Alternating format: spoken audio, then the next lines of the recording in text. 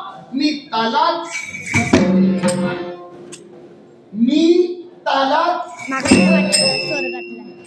म्हणून दुर्वास क्रोधम होते, त्यांना राग आला आणि त्याने शाप दिला. काय म्हणून? तू तालात घसरलीस म्हणून आणि म्हणून या देव सभेच्या ठिकाणी यावेळी मी तुला शाप देण्यासाठी तर, आणि तो शाप कोणता असेल तर तू एक माणसाने होऊन पडशील. मी त्याचे पाय धरले, मी क्षमा मागण्यासाठी तयार झाले, उशापाची याचना करू लागले, पण ऐकायला तयार नाही. जरा संतापी डोक्याचे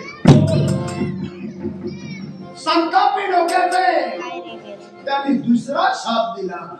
एक नव्हे दोन शाप. आणि तो दुसरा शाप कोणता असेल? कोणता बरं? मासोळी रोडीत तू असताना कदाचित जर का मासोळीचं छेदन झालं असेल तर त्या क्षणी तू पिशाच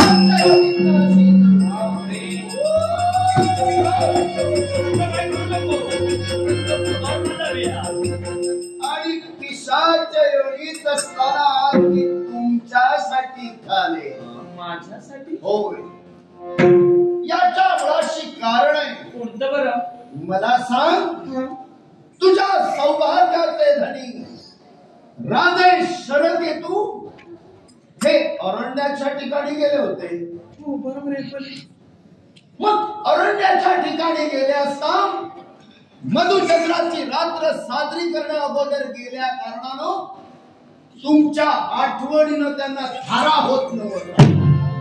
क्षणोक्षणी तुमची मूर्ती तुमच्या नेत्रासमोर दिसत होती आणि त्या तुमच्या मूर्तीनं त्यांच्या मनात निर्माण झालेली माया, ममता, वात्सल्य, प्रेम आणि त्या प्रेमापोटी त्यांच्या मनात झालेला मोह माया निर्माण जेणेकरून त्यांचा तुम्हाला मातृत्व सुखाचं दान करण्यासाठी तुमचा विश्वास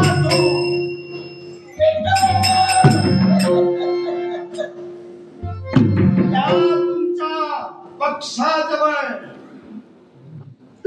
त्यांनी स्वतःच वीर्य म्हणजे त्याच्या कंठी बांधिलं आणि तुमच्यापर्यंत त्याला पाठवून दिलं. आकाश मार्गाने उठान करू लागला, तुमचा दिशेला येऊ लागला.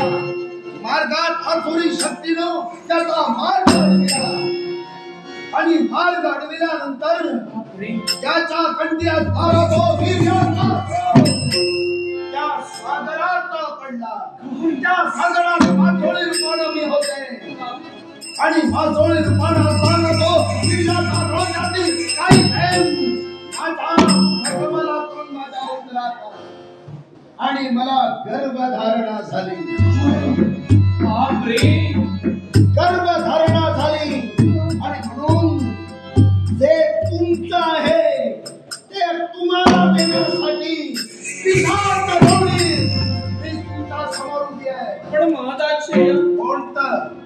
रेताची काळी थेंब तुमच्या उदरात गेली. होय. पण तुम्हाला गर्भधारणा झाली. अगदी. पण ते आमचंही तुम्ही आमच्याजवळ कसं काय देऊ शकता? हे कसं काय शक्य आहे?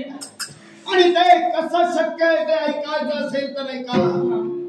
एकीच्या उदरातून दुसरीच्या उदरात स्थलांतरित करणार आहे. स्थलांतरित करणार? पुढच्या पद्धतीनं जर का तुम्हाला पाहायचं असेल